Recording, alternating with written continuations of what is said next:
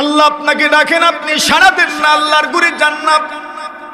আল্লাহ বলেন হাইয়া আলাস সালাত, মুয়াজ্জিন তুমি ঘোষণা দাও, মিয়াজি বাড়ির মানুষ, বুধপাশের মানুষ, কর্মাদার মানুষ যেন নামাজে আসে।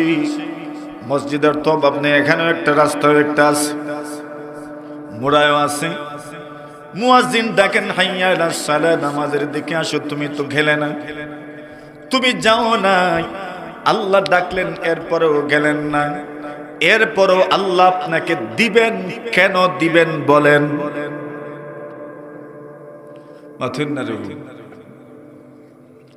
আল্লাহর পক্ষ থেকে ডাকা হইল নামাজে আসার জন্য, আসলেন না। এরপরে আল্লাহ দিতা, কিতাল লাগে দিতা, কারণটা কোন? কেন দিবেন? এজন্য নবী বলেন, এসেই দেখো না যত পেরেশানি আছে সব পেরেশানি আল্লাহ দূর করে দিবেন। আল্লাহর হাবিবের আমল, কানা রাসূলুল্লাহ সাল্লাল্লাহু আলাইহি ওয়াসাল্লাম ইদা হাযাবাহু আমরুন ফাযা'a ইলা সালাম। আল্লাহর নবীজির আমল ছিল, যখন এই পেরেশানির মধ্যে পড়ে যেতেন, এই দুনিয়াতে আপনার যেমন পেরেশানি আছে, আল্লাহর ওলিদেরও পেরেশানি আছে, নবীদেরও পেরেশানি ছিল। এই জন্য পয়গম্বর বলেন আশাদুন নাসি বালাআন আল আম্বিয়া। এই পৃথিবীতে যারা আছেন, যত মানুষ বিচরণ করে, সব মানুষের মধ্য থেকে সবচেয়ে বেশি বিপদের সম্মুখীন হন নবী রাসূলরা। সবচেয়ে বেশি বিপদের সম্মুখীন হন নবী রাসূল। আমরা একটু বিপদগ্রস্ত হয়ে গেলেই ধৈর্যহীন হয়ে যাই, অসংযমতা আমাদেরকে পেয়ে বসি। আমরা ধৈর্যহীন হয়ে গিয়ে বলি, আল্লাহ শুধু আমারে দেখেন আর খেউরিরে দেখেন না। মানে আমি মনে করি সবচেয়ে বেশি বিপদগ্রস্ত মনে হয় আমি, সবচেয়ে বেশি রোগাক্রান্ত মনে হয় আমি, সবচেয়ে বেশি রোগাক্রান্ত মনে হয় আমার পরিবার, আমার সন্তানেরা।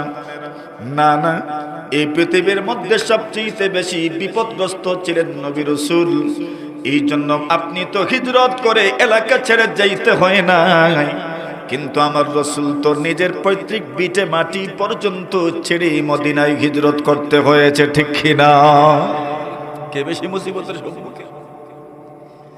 এজন্য হাবিব বলেন আশাদুন নাসি বালাআন আল আম্বিয়া। সবচেয়ে বেশি মুসিবতের সম্মুখীন নবী রাসূলেরা। সুম্মা সালিহুন, এরপর যে যত বেশি নেককার সে তত বেশি মুসিবতের সম্মুখীন। এই সমাজে কত মানুষ বারবার বলে হুজুর দোয়া করিয়েন, একটার পরে আর একটা মুসিবত যেন লেগে আছে, মুসিবত যেন লেগে আছে। আমি তো জবাব দেই, আল্লাহ তাআলা তার প্রিয় মানুষগুলোকে পরীক্ষা করেন, প্রিয় মানুষগুলোকে মুসিবত দেন, পেরেশানি দেন। ব্যঙ্গে পড়িও না, ধৈর্য ধরো, ধৈর্য ধরো। আল্লাহর পক্ষ থেকে এমন ফলাফল আছে, এমন ফলাফল আছে, জীবনেও কল্পনা করো নাই, কল্পনার চাইতে বেশি আল্লাহ তোমাকে দিবেন। সুবহানাল্লাহ। বিশ্বাস আছে? আরে বলেন না, আল্লাহ ধারণার চাইতে, প্রত্যাশার চাইতে বেশি আপনাকে দিবেন। সুবহানাল্লাহ। এমন ভাবে দিবেন, ওয়ালা সাওফা ইউতিকা রাব্বুকা ফাতারদা। আল্লাহ বলেন নবী, অচিরে আপনার রব আপনাকে এমন দিবেন, আপনি সন্তুষ্ট হয়ে যাবেন, খুশি হয়ে যাবেন। আপনি ভেঙ্গে পড়ো না বাবা আমার, যুবক আমার, বন্ধু আমার, ভাই আমার, তুমি ভেঙ্গে পড়ো না। আশা রাখো আল্লাহ আপনাকে এমন দিবেন, এমন দিবেন, আপনি খুশি হয়ে যাবেন। কত যুবক চাকরি হয় না, কাগজপত্র দেওয়ার পরেও কিছুই হয় না, বিদেশ যাওয়ার ব্যবস্থা হয় না। অনেকের হয়ে যায়, শুধু আফসোস করে আক্ষেপ করে আর বলে সে আমার পরে কাগজপত্র দিল, তার হয়ে গেল। আপনি ব্যঙ্গে পড়িও না, আল্লাহ তোমার জন্য তোমার ধারণার চাইতেও বেশি কিছু রেখেছেন। সুবহানাল্লাহ। এটা আমার রব আমাকে বলছে, আমার রাসূল আমাকে বলছেন, তোমার জন্য আছে, তোমার রিজিক তো নির্ধারিত, ওটা তুমি পাবেই, কোনো সন্দেহ নাই। তুমি যতই হাত পা মারো না কেন, তোমার রিজিক যেটা আছে সেটা তোমাকে অবশ্যই পেতে হবে। এর চাইতে বেশিও তুমি পাবে না। তোমার মেহনতের কারণে, মজদুরির কারণে, তোমার শক্তি সামর্থ্যের কারণে, বুদ্ধির কারণে বেশি পেয়ে যাবেন, এটা হইতেই পারে, ঠিক না? তবে এই সমাজে কত মানুষের বুদ্ধি আমার চাইতে আপনার চাইতে অনেক গুণ বেশি, তো দেখা গেল রিজিকের ক্ষেত্রে সে আমার চাইতে অনেক কম, ঠিক না? ওইটা তো আল্লাহর কর্তৃক বন্টন করা আছে, কে কতটুকু করে। নবী আলাইহিস সালাতু ওয়াস সালাম বলেন, আল্লাহ নবীজির আমল, সাহাবায়ে কেরাম বলেন, কানা রাসূলুল্লাহ সাল্লাল্লাহু আলাইহি ওয়াসাল্লাম ইযা হাযাবাহু আমরুন ফাযাইলাস সালাম। যখনই মুসিবতের সম্মুখীন পয়গম্বর আন্তর্জাতিকভাবে, সামাজিকভাবে, রাষ্ট্রভাবে, আল্লাহর নবীজি পারিবারিকভাবে, সামাজিকভাবে, ব্যক্তি জীবনে যখনই মুসিবতের সম্মুখীন হয়ে যেতেন, আল্লাহর নবীজির আমল ছিল ফাযাআ ইলাস সালাম। আল্লাহর পয়গম্বর আলাইহিস সালাতু ওয়াস সালাম সাথে সাথে নামাজে দাঁড়ায় যেতেন। আপনার সামাজিক সমস্যা, পারিবারিক সমস্যা, ব্যক্তিগত সমস্যা, যত ধরনের সমস্যাই হোক না কেন, আল্লাহর নবীজির আমল ছিল নামাজে দাঁড়ায় যেতেন। আমার জীবনে যত সমস্যা আছে, সমস্যাগুলোর সমাধানের জন্য নামাজে দাঁড়ায় যাব। সারা সমাজ, সারা পৃথিবী আপনার বিরোধী হয়ে যেতে পারে, কিন্তু নামাজের মাধ্যমে যদি আল্লাহর কাছে আপনি সাহায্য চেয়ে বসেন, আর যদি সাহায্য প্রাপ্ত হয়ে যান, সারা দুনিয়া আপনার মুখালিফ যদিও হয়ে যায়, সারা দুনিয়া যদি আপনার বিরোধী হয়ে যায়, এরপরেও আপনার সামান্য পরিমাণ ক্ষতি হবে না। সুবহানাল্লাহ। মুহাম্মাদান আবদুহু ওয়া রাসূলুহু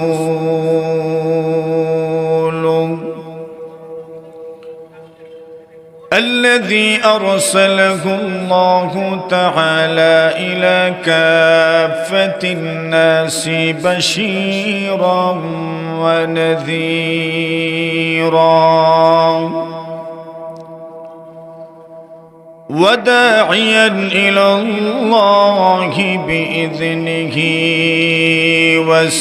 وسراجا منيرا.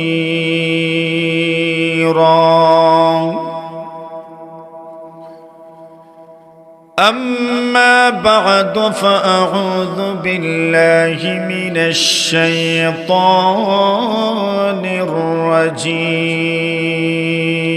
الرجيم. بسم الله الرحمن الرحيم.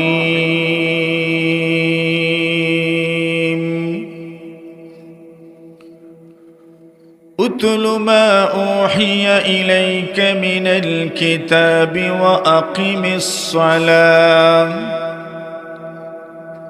إن الصلاة تنهى عن الفحشاء والمنكر ولذكر الله أكبر والله يعلم ما تصنعون.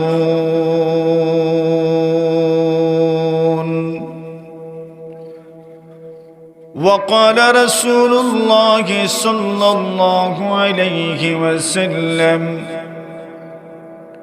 من صلى صلاة الصبح فهو في ذمة الله أو كما قال عليه الصلاة والسلام.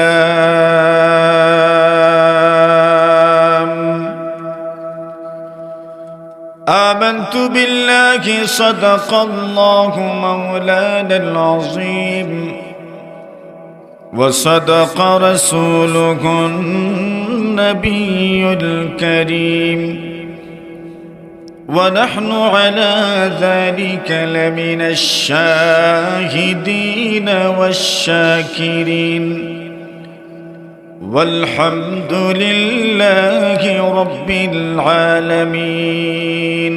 صلى الله على سيدنا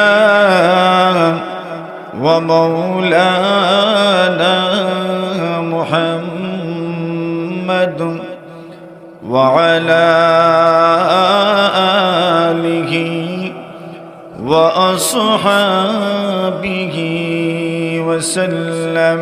صلى الله على سيدنا ومولانا محمد وعلى آله وأصحابه وسلم.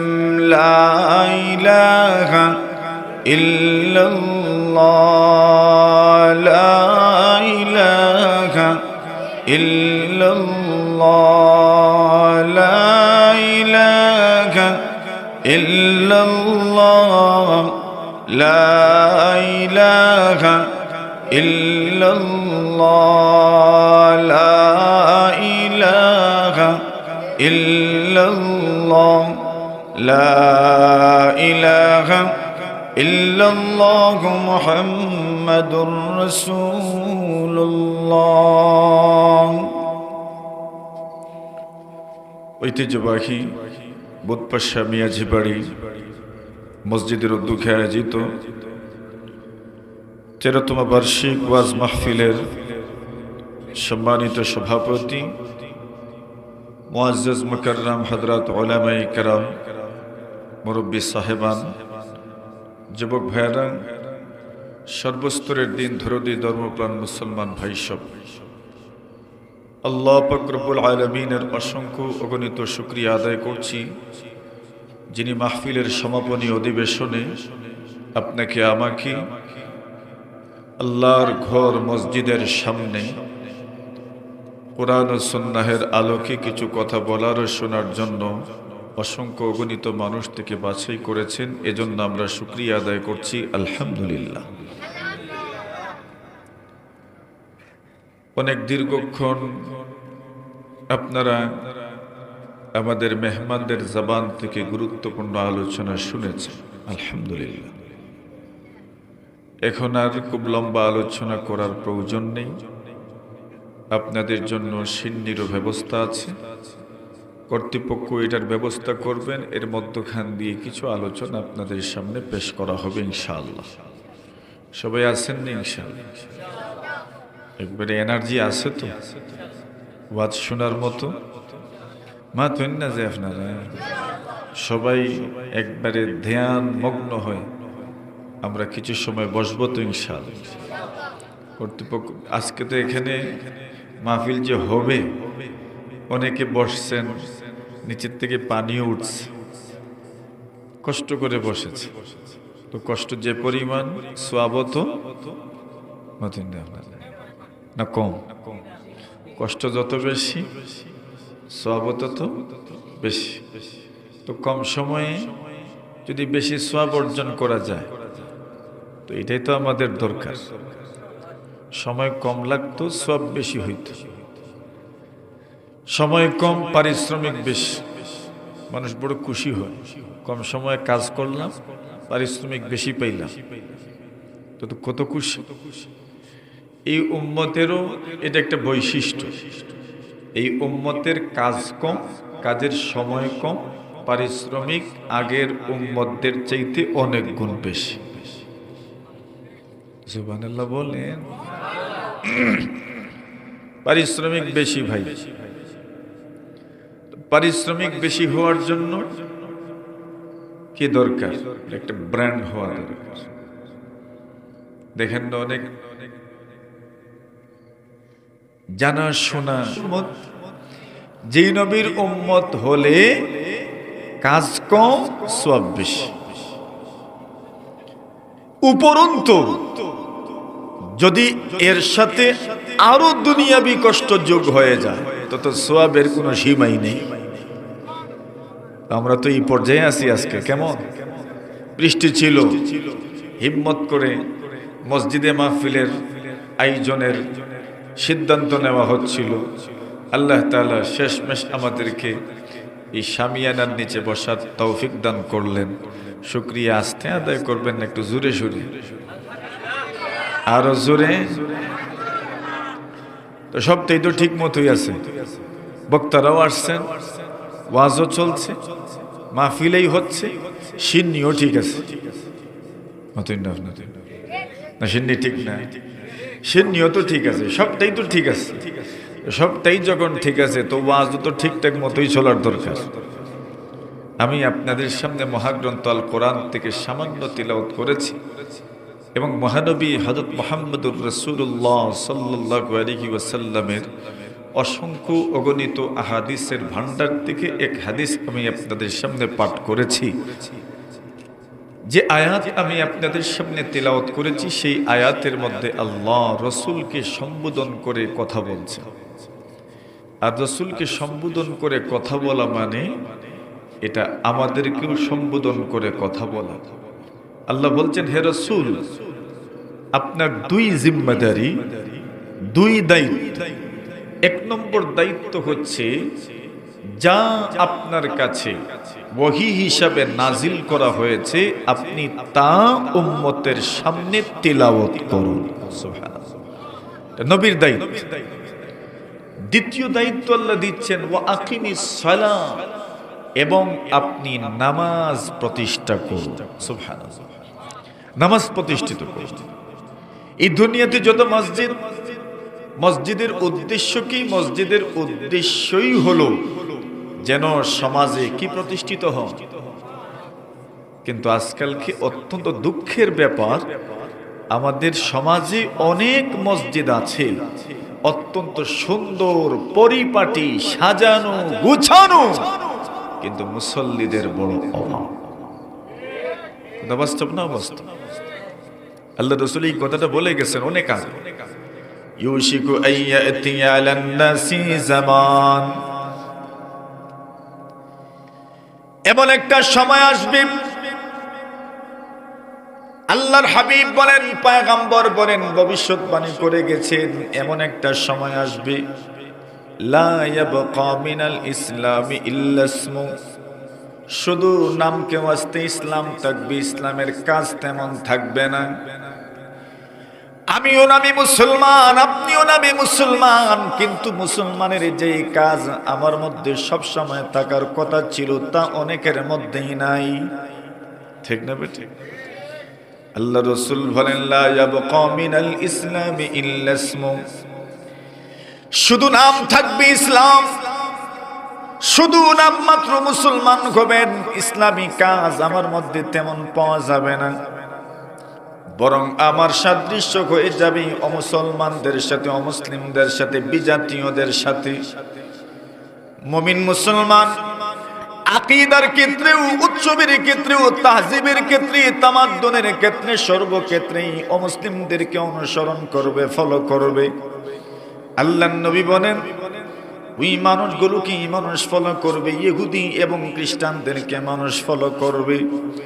ওরা যদি সান্ডা তথা গুইসাপের গর্তে ঢুকে যায়, আল্লাহ রাসূল বলেন আমার উম্মতের একদল মানুষ এদের অনুসরণ করতে করতে গুইসাপের গর্তে পৌঁছে যাবে। নাউজুবিল্লাহ। এটা তো চলমান, এখন আমরা এটাই দেখছি। আজ আমরা অনুসরণ করছি এদেরকে, ফলশ্রুতিতে আমার দিন, আমার ধর্মকে পর্যন্ত আমি তুচ্ছ তাচ্ছিল্য করতে দ্বিধা করছি না। ঠিক না? এটাকে ছোট করে উপস্থাপন করছি, ছোট ভাবে, অনেক খাটো করে আমরা সমাজে এটাকে উপস্থাপন করছি। কেন? আমি ফলো করছি অমুসলিমদেরকে, বিজাতীয়দেরকে, আমার লেবাসে, আমার পোশাকে, সর্বক্ষেত্রেই যেন আমি তাদেরকেই অনুসরণ করছি। ঠিক না? স্বীকার করার কোনো সুযোগ আছে? কোনো সুযোগ নেই। এটাই বর্তমান সমাজের চলমান। আল্লাহর হাবিব বলেন ওয়ালা ইয়াবকা মিনাল কুরআনি ইল্লা রাসমুহু, কোরআন থাকবে কিন্তু কোরআনের অক্ষর থাকবে, কোরআনের আয়াতগুলো সমাজের মধ্যে বিদ্যমান থাকবে, মসজিদের মধ্যে কোরআন থাকবে। আপনার আমার ঘরে ঘরে কোরআন আছে, সানসিডে আছে, টাকের উপরে কোরআন সাজানো আছে, আমার আলমিরার উপরেও কোরআন আছে, কিন্তু কোরআনের উপর আমল, কোরআনের বিধানের উপর আমল করবে দূরের কথা, কোরআন তেলাওয়াত করার মতো মানুষও দুনিয়াতে খুঁজে পাওয়া যাবে না। ঠিক না? এটা তো এমন একটা আকার ধারণ করেছে, এখনো কোরআন তেলাওয়াত করার মতো মানুষ খুঁজে পাওয়া যায় না। ঠিক না বেটি? আগে মুরব্বীরা তো জানেন, আমাদের সমাজে ঘর থেকে কেউ বের হলে, গ্রামে হাঁটলে অনেক ঘর থেকে কোরআনের তিলাওয়াত বেশি আসতো, কিন্তু এখন আর কোরআনের তিলাওয়াত মানুষের কানে বাজে না। কেন? এখন আর মানুষ কোরআন তিলাওয়াত করাটাকে আমলই মনে করে না, জরুরি কিছু মনে করে না। বলেন তো, যদি ঘরে কোরআন তিলাওয়াত না হয় তো এই ঘরে বরকত আসার কি কোনো সম্ভাবনা আছে? কোনো সম্ভাবনা নাই। বরং এর বিপরীত, আপনার আমার সন্তানদের মাধ্যমে, ছোট ছোট সন্তানদের মাধ্যমে প্রতিটি ঘরে ঘরে যেন টিকটক এবং বিভিন্ন আপনার গান বাজনা বাজানো হচ্ছে। এর বিপরীত আল্লাহর কালামের তিলাওয়াত, আল্লাহর জিকির তো খুব কম পরিমাণে আপনার আমার ঘরে হচ্ছে। বলেন না, এত কিছুর পরেও বরকতের আশা করাটা এটা কি খুব সচেতনতা না বুখামি ছাড়া আর কিছু নয়? বুখামি এই তো এটা যে আমার ঘরে কোরআনের তিলাওয়াত হচ্ছে না, আল্লাহর জিকির হচ্ছে না, আমি কিভাবে আশা করি যে আমার ঘরে বরকত হবে? আপনার আমার সন্তানদের কান্না থামানোর জন্য, একে খাওয়ানোর জন্য আমরা কি বাজাইয়া দিই? মোবাইলে কি বাজায়? তাহলে বলেন, যেই হারে আমাদের ঘরে ঘরে গান বাজনার চর্চা হচ্ছে, এই অবস্থাতে আমার আপনার ঘরে বরকত হবে তা কি আমরা ধারণা করতে পারি? আল্লাহ রাসূল এই কথাটাই বলছেন, লা ইয়াবকা মিনাল কুরআনি ইল্লা রাসমুহু। কোরআন থাকবে কিন্তু কোরআন আমল করবে তো দূরের কথা, কোরআন তিলাওয়াত করা মানুষও হাতে গোনা কয়েকজন পাওয়া যায় কিনা, ঠিক কিনা? আগে তো এমন একটা সময় ছিল, মসজিদে মসজিদে অনেক মুরব্বীরা কোরআন নিয়ে বসতেন, তিলাওয়াত করতেন। এখন মুরব্বীদেরও সময় নেই। নাকি দেখুন আপনারা, আগে আমাদের মায়েরা প্রত্যেক মাসে মাসে যেন কোরআন খতম করতেন। এক সময় ছিল যে সময়ে দান ভাঙ্গানোর সময় অগ্রহায়ণ মাসে মারা দেওয়া লাগতো, খাবার দাবারের আয়োজন করতে হতো, সবকিছু বানানো পাওয়া যেত না, তৈরি কোনো জিনিস মশলা সমাজে বাজারগুলোতে পাওয়া যেত না। ওই সময় মায়েরা এত কষ্ট করতেন, এরপরেও প্রত্যেক মাসে যেন কোরআন খতম করা তাদের অভ্যাসে পরিণত হয়ে গিয়েছিল। এখন সবকিছুর ব্যবস্থা থাকার পরেও, সবকিছুর সুব্যবস্থা হয়ে যাওয়ার পরেও, মাসে নয় বছরেও আমাদের ঘরের মহিলারা কোরআন তেলাওয়াত করবে দূরের কথা, আল্লাহর বান্দীদের জবান থেকে এবং তাদের মোবাইলের মাধ্যমে, তাদের ওই যে বাক্স আছে, এই বাক্সের মাধ্যমে শুধু গান বাজনা এবং টিকটকেরই প্রদর্শনী ঘরে ঘরে চলে, ঠিক কিনা? আল্লাহর হাবিব সাল্লাল্লাহু আলাইহি ওয়াসাল্লাম সেই কথাটাই বলছেন, লা ইয়াবকা মিনাল কুরআনি ইল্লা রাসমুহু।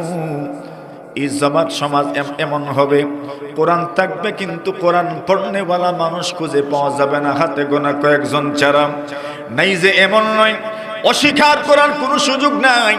এই সমাজের কিছু মুরব্বী এখনো কোরআন তেলাওয়াত করেন, কিছু মুরব্বী মায়েরা আছেন যারা এখনো কোরআন তেলাওয়াত করেন, কিছু এমন মহিলাও আছেন যারা কোরআন তেলাওয়াত করেন কিন্তু খুবই নগণ্য, খুবই কম।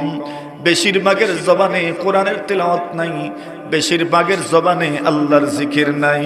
ফলশ্রুতিতে সবকিছু পাওয়ার পরেও আমাদের ঘরে ঘরে অশান্তি, শান্তির লেশ মাত্র পাওয়া যায় না, ঠিক কিনা? আল্লাহর হাবিব বলেন, এমন একটা সময় আসবে যেই সময় ইসলাম নাম কে বাঁচতে থাকবে, মুসলমান নামদারি মুসলমান হয়ে যাবে। ওয়ালা ইয়াবকা মিনাল কুরআনি ইল্লা রাসমুহু। আর এগুলোর কারণে সমাজের মধ্যে মুসলমান নির্যাতিত হবে, বিশ্বের মধ্যে মুসলমান নির্যাতিত হবে।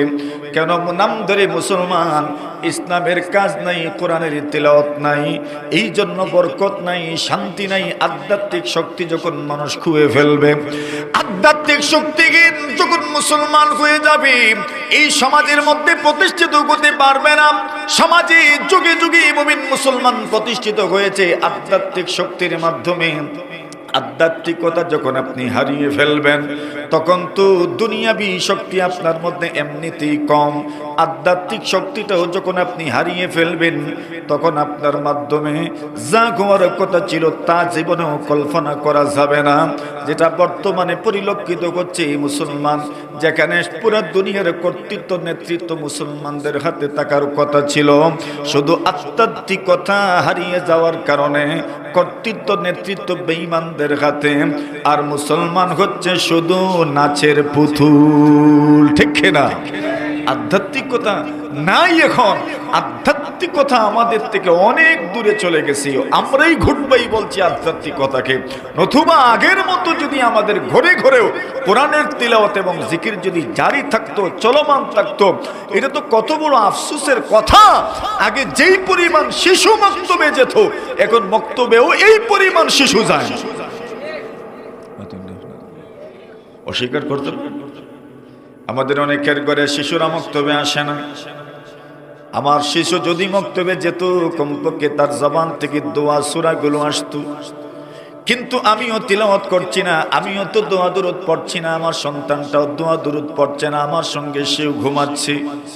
নবীজি সাল্লাল্লাহু আলাইহি ওয়াসাল্লাম বলেন, এমন সময় আসবে ইসলাম নামকে আসতে থাকবে, নামদারি মুসলমান হয়ে যাব আমরা, কোরআন পড়নেওয়ালা মানুষও খুঁজে পাওয়া যাবে না। তখন সারা পৃথিবীর মধ্যে মুসলমান নির্যাতিত হবে, লাঞ্ছিত হবে, অপদস্থ হবে। এই জন্য আল্লাহর বান্দা বড় সুন্দর করে বলেছে, ওয়ায়না কামি মুসলমানों में गैरत ना रही, पास मज़हब ना रहा और दिन से उल्फत ना रही। মুসলমান পৃথিবীর মধ্যে নাকাম কেন, কৃতকার্য কেন, সফলতা কেন আসে না, সফলতা কেন পদচুম্বন করে না? এর কারণ হইল মুসলমানদের মধ্যে মুসলমানই পাওয়া যায় না, মুসলমানদের মধ্যে দ্বীন ও ধর্মের প্রতি কোনো টান অনুভব হয় না।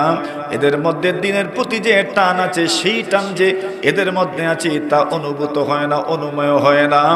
গতিকে এই দুনিয়ার মধ্যে মুসলমান লাঞ্ছিত বঞ্চিত।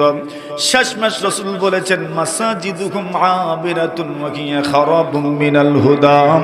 মসজিদগুলো সুন্দর করে বানানো, কিন্তু মসজিদগুলোর মধ্যে মুসল্লি খুঁজে পাওয়া যায় না। ঠিক না? কত সুন্দর সুন্দর মসজিদ আপনার আমার সমাজে বিদ্যমান, কিন্তু মুসল্লিদের বড়ই অভাব, মুসল্লিদের বড়ই অভাব। আজকালকের সমাজে এত এত মসজিদ থাকার পরেও মুসল্লি খুঁজে পাওয়া যাচ্ছে না। ওই সময় খেজুর পাতার মসজিদ রাসূল আকরাম সাল্লাল্লাহু আলাইহি ওয়াসাল্লামের এক মসজিদ বানিয়েছেন, খেজুর পাতার ছাদ, আর সামনে খেজুরের গাছগুলো সারিবদ্ধভাবে এভাবে লাইন ধরে এগুলো আল্লাহ রাসূল সাল্লাল্লাহু আলাইহি ওয়াসাল্লাম আপনার ঘেরে রেখেছেন, পুঁতে রেখেছেন।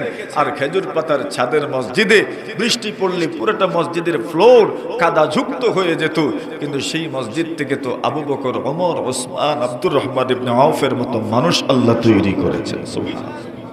আর এখন আমরা খুঁজেই পাই না মুসল্লি। এমন একটা পরিবেশ হবে, রাসূল এই কথাটাই বলে গেছেন। আমার ভাইরা, রাসূল আকরাম সাল্লাল্লাহু আলাইহি ওয়াসাল্লাম বলেন, এই অবস্থা যদি মানুষের হয়ে যায়, তাহলে মনে রেখো তাদের জন্য একটার পর আরেকটা বিপদ অপেক্ষা করছে, একটার পরে আরেকটা বিপদ অপেক্ষা করছে। আপনি বলবেন, অন্যান্য ধর্মের যারা, এরাও তো নামাজ পড়ে না, তো বিপদ কি শুধু আমাদের জন্য? আরে ভাই, পরীক্ষা তো এদেরই নেওয়া হয় যারা আপনার ভর্তি পরীক্ষায় অংশগ্রহণ করে এবং দলভুক্ত হয়, ছাত্রত্ব গ্রহণ করে। যখন সে প্রতিষ্ঠানে অবশ্য ভর্তি হবে, তখনই না তার পরীক্ষা নেওয়া হবে। যে ভর্তি হইল না, তার তো পরীক্ষা নেওয়ার কোনো সুযোগ নেই। যে স্কুলে গেল না, তার কি পরীক্ষা নেওয়া হবে? তার তো পরীক্ষা নেওয়া হবে না। পরীক্ষা তো নেওয়া হবে এরই যে ভর্তি হয়েছে। ঠিক না বেটি? আমরা মুসলমান, পরীক্ষা তো আমাদেরই। আমি যদি কিছু করি না, তবেই না আমাকে পাকড়াও করা হবে। অন্যান্য ধর্মের তাকে কেন দিচ্ছেন? যে সে তো আপনার ভর্তি হয় নাই, ভর্তি না হওয়ার কারণে পরকালের সুখ শান্তি থেকে সে বঞ্চিত। কিন্তু আমি ভর্তি হওয়ার পরেও যদি এই দুনিয়াতে আল্লাহর বিধান না মানি, স্কুল এবং অন্যান্য প্রতিষ্ঠানের আইন ল যদি আমি না মানি, তবে আমাকেই তো জবাবদিহিতার কাঠ গড়ায় দাঁড়াতে হবে। ঠিক না? কেন? আমি তো এই ভর্তি নিয়েছি, আমি তো শিষ্যত্ব গ্রহণ করেছি, আমি তো ছাত্রত্ব গ্রহণ করেছি। বিষয়টা এরকমই। পুরা সমাজ ব্যবস্থায় অবস্থা এরকম এসেছে যে আমরা এখন না ঘরের না ঘাটের হয়ে গেছি। মুসলমান নাম মাত্র, কিন্তু যা হওয়ার কথা ছিল তা কিছুই আমাদের দ্বারা হচ্ছে না। এর কারণ কি? এর কারণ হইল মুসলমান এখন শাখায় শাখায় বিচুলকে ভুলে গেছে। ওয়াজ মাহফিলে লোকের অভাব হয় না, কিন্তু নামাজ পড়নেওয়ালা মানুষের বড় অভাব। মাতুন না আপনারা? ভুল কইছি আমি? ও মাতুনতে ওয়াজ মাহফিল শোনার মানুষের অভাব নাই, কিন্তু মুসল্লি অভাব, নামাজি মানুষের বড় অভাব। আজ নামাজি খুঁজে পাওয়া যায় না। ওয়াজ মাহফিলে তো অনেকেই আসে, কিন্তু নামাজি মানুষের যে পরিমাণ অভাব, মসজিদগুলো ফাঁকা, মসজিদগুলো ফাঁকা, মসজিদগুলো ফাঁকা। ও ভাই আমার, এভাবে যদি মসজিদগুলো ফাঁকা থাকে আর ওয়াজ মাহফিল ভরা থাকে, তবে এই মাঠ ভর্তি মানুষ দিয়ে কিছু হবে না। মসজিদ ভর্তি মানুষ দরকার। কথা বুঝেছেন? নবীজি সাল্লাল্লাহু আলাইহি ওয়াসাল্লাম বলেন, কেন তুমি মসজিদে যাবে? তোমার যত পেরেশানি আছে, তোমার যত দুঃখ দুর্দশা আছে, সবগুলো দুঃখ দুর্দশার সমাধান আল্লাহর ঘর মসজিদের মধ্যে রয়েছে। আল্লাহর ঘর মসজিদের বারান্দার মধ্যে দুঃখ দুর্দশার সমাধান রয়েছে। আল্লাহর ঘর মসজিদে যদি যেতে পারো, নিজের দুনিয়াবি দুঃখ দুর্দশার সমাধান হয়ে যাবে। এই দুনিয়ার আল্লাহর বান্দা, আমার মতো মানুষ, আপনার মতো মানুষ, নিজের সমস্যার সমাধানের জন্য দুনিয়ার কত মানুষের কাছে ধর্ণা দিই, দুনিয়ার কত মানুষের কাছে আমি যাই, কিন্তু আমার কি মনে হয়, আপনার কি মনে হয়, আমার সমস্যা সমাধানের জন্য 2 রাকাত নামাজ পড়ে আমার আল্লাহকে বলেছি? এমন কি আপনার মনে হয় খুব নিকট অতীতে আপনার সমস্যা সমাধানের জন্য আপনি আপনার রবকে বলেছেন? আমার তো মনে হয় না। আপনি দুনিয়ার মানুষের কাছে নিজের অসহায়ত্বের কথা তুলে ধরেছেন, দুনিয়ার মানুষকে আপনার অসহায়ত্বের কথা জানান দিয়েছেন, কিন্তু আপনার রবের সামনে দাঁড়াইয়া 2 রাকাত নামাজ পড়ে যায়, নামাজে দাঁড়াইয়া মসজিদের কোণায় দাঁড়াইয়া নিজের অসহায়ত্বের কথা, পেরেশানির কথা, নিজের দুঃখ দুর্দশা আপনি আপনার রবকে বলবেন। এমন সময় আপনারও হয় না, আমারও হয় না। বলুন না, এরপরেও যে আমার আল্লাহ আমাকে দেন, এটা আমার আল্লাহর অনুগ্রহ আর দয়া ছাড়া আর কিছু নয়। জুড়ে বলেন ঠিক কিনা? আমি তো আমার আল্লাহকে বলি না, আমি তো দুনিয়ার মানুষকেই তো বলতে থাকি, অমুককে বলি, তমুককে বলি, কিন্তু আমার রবকে বললে যে এটার সমাধান হবে, এই বিষয়টা তো আমার মাথাতেই আসে না। ঠিক না বেঠিক? এই দুনিয়ার কত দুয়ারে গেলাম, আল্লাহর ঘর মসজিদে ঢুকি আমার পেরেশানির কথা তুলে ধরবো, এমন সময় আমার হয় না।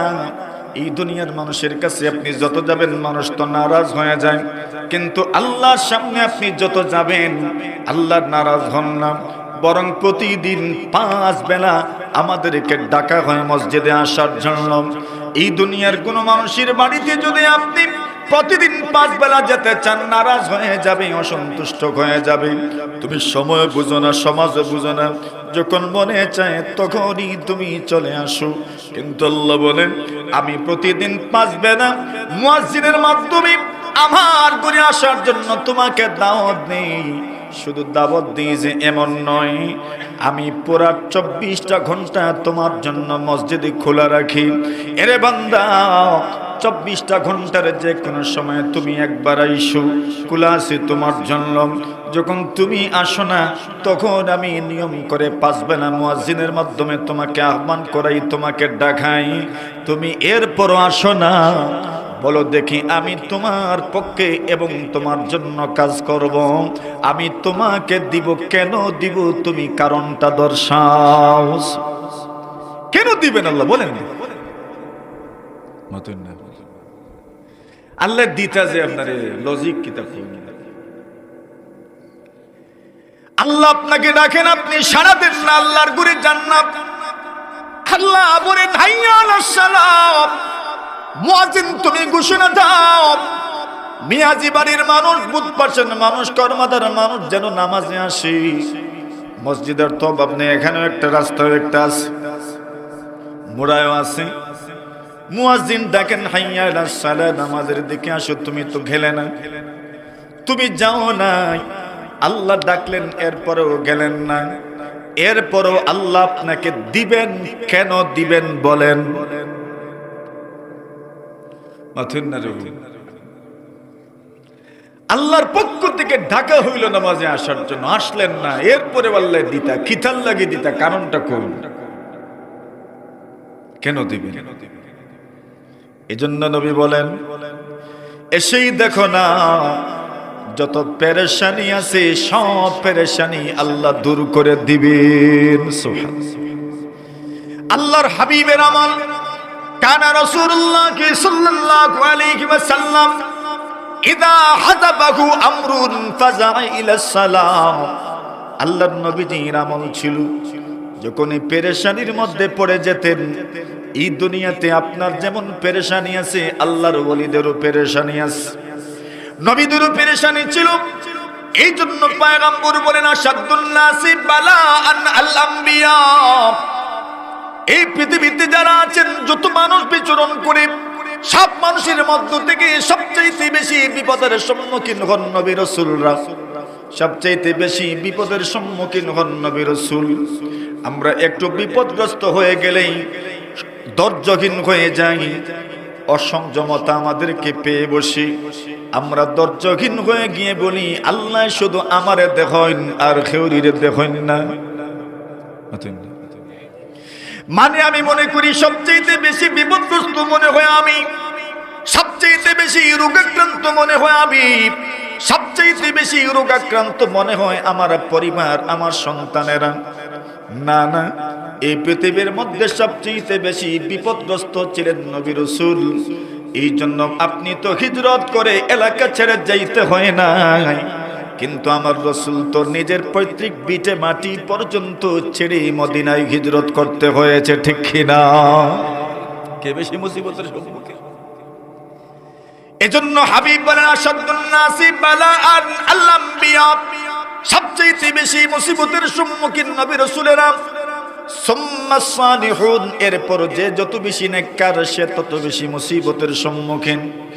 এই সমাজে কত মানুষ বারবার বলে হুজুর দোয়া করিয়েন, একটার পরে আর একটা মুসিবত যেন লেগে আছে, মুসিবত যেন লেগে আছে। আমি তো জবাব দেই আল্লাহ তাআলা তার প্রিয় মানুষগুলোকে পরীক্ষা করেন, প্রিয় মানুষগুলোকে মুসিবত দেন, পেরেশানি দেন। ব্যঙ্গে পড়িও না, ধৈর্য ধরো, ধৈর্য ধরো। আল্লাহর পক্ষ থেকে এমন ফলাফল আছে, এমন ফলাফল আছে জীবনেও কল্পনা করো নাই, কল্পনার চাইতে বেশি আল্লাহ তোমাকে দিবেন। সুবহানাল্লাহ। বিশ্বাস আছে? আরে বলেন না, আল্লাহ ধারণার চাইতে প্রত্যাশার চাইতে বেশি আপনাকে দিবেন। সুবহানাল্লাহ। এমন ভাবে দিবেন ওয়ালা সাওফা ইউতিকা রাব্বুকা ফাতারদা। আল্লাহ বলেন নবী অচিরেই আপনার রব আপনাকে এমন দিবেন আপনি সন্তুষ্ট হয়ে যাবেন, খুশি হয়ে যাবেন। আপনি ভেঙ্গে পড়ো না বাবা আমার, যুবক আমার, বন্ধু আমার, ভাই আমার, তুমি ভেঙ্গে পড়ো না। আশা রাখো আল্লাহ আপনাকে এমন দিবেন, এমন দিবেন আপনি খুশি হয়ে যাবেন। কত যুবক চাকরি হয় না, কাগজপত্র দেওয়ার পরেও কিছুই হয় না, বিদেশ যাওয়ার ব্যবস্থা হয় না। অনেকের হয়ে যায়, শুধু আফসোস করে আক্ষেপ করে আর বলে সে আমার পরে কাগজপত্র দিল তার হয়ে গেল। আপনি ব্যঙ্গে পড়িও না, আল্লাহ তোমার জন্য তোমার ধারণার চাইতেও বেশি কিছু রেখেছেন। সুবহানাল্লাহ। এটা আমার রব আমাকে বলছে, আমার রাসূল আমাকে বলছেন তোমার জন্য আছে, তোমার রিজিক তো নির্ধারিত, ওটা তুমি পাবেই, কোনো সন্দেহ নাই। তুমি যতই হাত পা মারো না কেন, তোমার রিজিক যেটা আছে সেটা তোমাকে অবশ্যই পেতে হবে। এর চেয়ে বেশিও তুমি পাবে না। তোমার মেহনতের কারণে, মজদুরির কারণে, তোমার শক্তি সামর্থ্যের কারণে, বুদ্ধির কারণে বেশি পেয়ে যাবেন, এটা হইতেই পারে, ঠিক না? তবে সমাজে কত মানুষের বুদ্ধি আমার চেয়ে আপনার চেয়ে অনেক গুণ বেশি, তো দেখা গেল রিজিকের ক্ষেত্রে সে আমার চেয়ে অনেক কম, ঠিক না? ওইটা তো আল্লাহর কর্তৃক বন্টিত, বন্টন করা আছে, কে কতটুকু করে। নবী আলাইহিস সালাতু ওয়াস সালাম বলেন, আল্লাহর নবীজির আমল সাহাবায়ে কেরাম বলেন কানা রাসূলুল্লাহ সাল্লাল্লাহু আলাইহি ওয়াসাল্লাম ইযা হাযাবাহু আমরুন ফাযাইলাস সালাম। যখনই মুসিবতের সম্মুখীন পয়গম্বর আন্তর্জাতিকভাবে, সামাজিকভাবে, রাষ্ট্রভাবে আল্লাহর নবীজি পারিবারিকভাবে সামাজিকভাবে ব্যক্তি জীবনে যখনই মুসিবতের সম্মুখীন হয়ে যেতেন, আল্লাহর নবীজির আমল ছিল ফাযাআ ইলাস সালাম, আল্লাহর পয়গম্বর আলাইহিস সালাতু ওয়াস সালাম সাথে সাথে নামাজে দাঁড়ায় যেতেন। আপনার সামাজিক সমস্যা, পারিবারিক সমস্যা, ব্যক্তিগত সমস্যা, যত ধরনের সমস্যাই হোক না কেন, আল্লাহর নবীজির আমল ছিল নামাজে দাঁড়ায় যেতেন। আমার জীবনে যত সমস্যা আছে, সমস্যাগুলোর সমাধানের জন্য নামাজে দাঁড়ায় যাব। সারা সমাজ, সারা পৃথিবী আপনার বিরোধী হয়ে যেতে পারে, কিন্তু নামাজের মাধ্যমে যদি আল্লাহর কাছে আপনি সাহায্য চেয়ে বসেন, আর যদি সাহায্য প্রাপ্ত হয়ে যান, সারা দুনিয়া আপনার মুখালিফ যদিও হয়ে যায়, সারা দুনিয়া যদি আপনার বিরোধী হয়ে যায়, এরপরেও আপনার সামান্য পরিমাণ ক্ষতি হবে না। সুবহানাল্লাহ। টেনশন যে করছি, এই টেনশনের কারণে আল্লাহ আপনার মর্যাদা বৃদ্ধি করছেন। তো টেনশন দূর করার জন্য, পেরেশানি দূর করার জন্য তো নামাজের জন্য আল্লাহ আপনাকে ডাকছেন। রাসূল আমলের মাধ্যমে আপনাকে দেখায়া দিচ্ছেন, আমাকে দেখায়া দিচ্ছেন, পেরেশানির সম্মুখীন হইবা তখনও তুমি নামাজে দাঁড়াও। তো নামাজ তো শুধু যে আমি বেকার খাচ্ছি, শুধু যে আমি পড়ছি এমন তো নয়। নামাজ তো এমন ইবাদতের নাম, যেই ইবাদতের মাধ্যমে আল্লাহ পরকালে তো দিবেনই, দুনিয়া সমস্যার সমাধান আল্লাহ নামাজের মধ্যেই রেখে দিয়েছে। আমি কেন যাব না বলে, আমি আমার আল্লাহর সামনে কেন দাঁড়াবো না?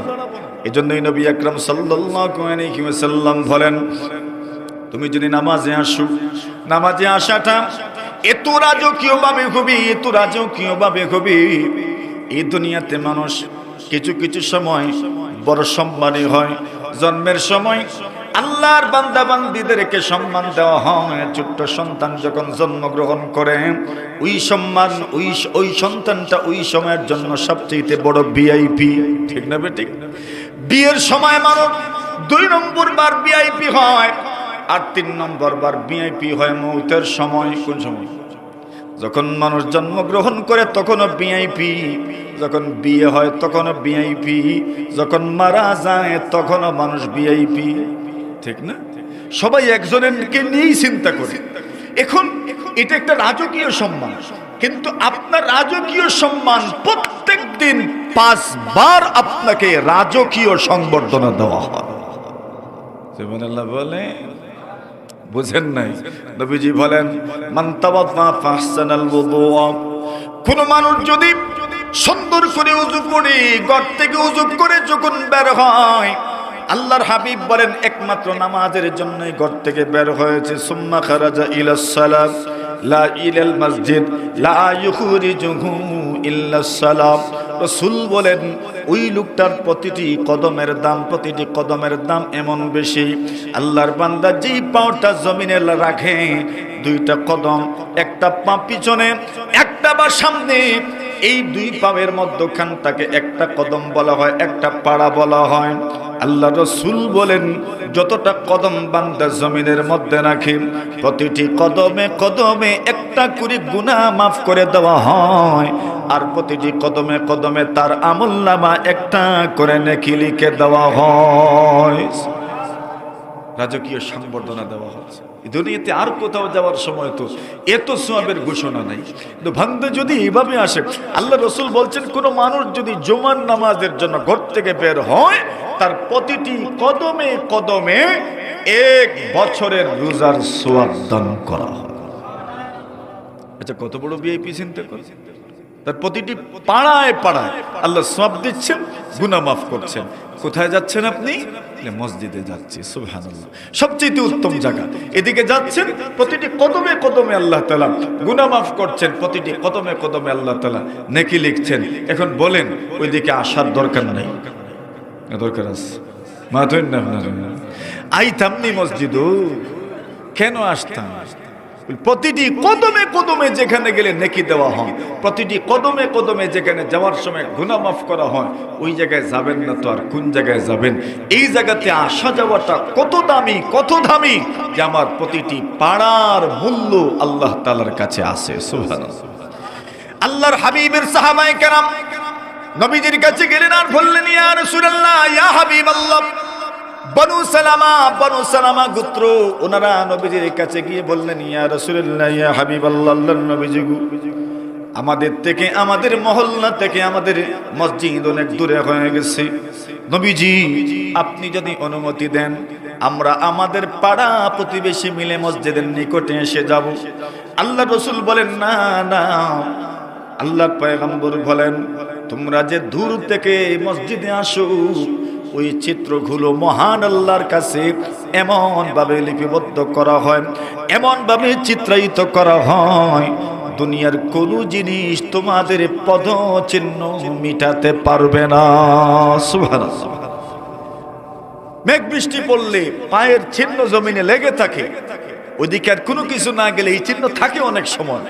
আল্লাহ রাসূল বলছেন, তুমি যে মসজিদে যাও, যত দূর থেকে আসবে এই পদচিহ্ন, দুনিয়ার কোন ঝড় তুফান এই পদচিহ্ন মিটাইতে পারে না। তো মসজিদে আসার দরকার। মেরে মুহতারাম হাজিরিন, কথা আর বাড়াবো না, মসজিদটা আবাদ করেন।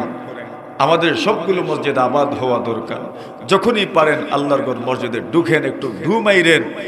এখানে যে প্রশান্তি আছে, শান্তি আছে, দুনিয়ার আর কোথাও তো এত শান্তি আর এত প্রশান্তি তো খুঁজে পাওয়া যায় না। মনে একটু দুঃখ বেদনা নাই কি আমাদের? সকলের মনেই তো দুঃখ বেদনা আছে। তো মনের দুঃখের কথাটা একবার আমার রবের সামনে কেন বলছি না, আল্লাহর সামনে দাঁড়িয়ে একটু বলার তো দরকার। আল্লাহ তৌফিক দান করুন, বলেন আমিন। আপনাদের এই মসজিদ শুরু হয়েছে আলহামদুলিল্লাহ, এই পর্যন্ত হাঁটি হাঁটি পা পা করে পৌঁছে গেছে। সকলে একবার জোরে সুরে আলহামদুলিল্লাহ বলেন। প্রত্যেক বছর আপনার মিয়াজি বাড়ি মসজিদের উদ্যোগে মাহফিলের আয়োজন হয়, আপনারা সেখানে অংশগ্রহণ করেন, আসেন, দূর দূরান্ত থেকে আসেন, অত্যন্ত কষ্ট করে আসেন।